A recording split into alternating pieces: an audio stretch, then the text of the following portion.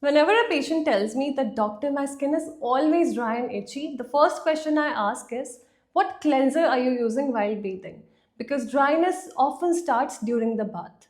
Most people judge a body wash by how much it foams or how strong is the fragrance. But as a dermatologist, I want your cleanser to do just three things: remove sweat and dirt, maintain skin's hydration, and respect skin's natural barrier. Something soap free and having a pH similar to our skin. BIODERMA Atoderm Gel Douche is one of those cleansers. It contains niacinamide or vitamin B3 that protects skin's epidermal barrier.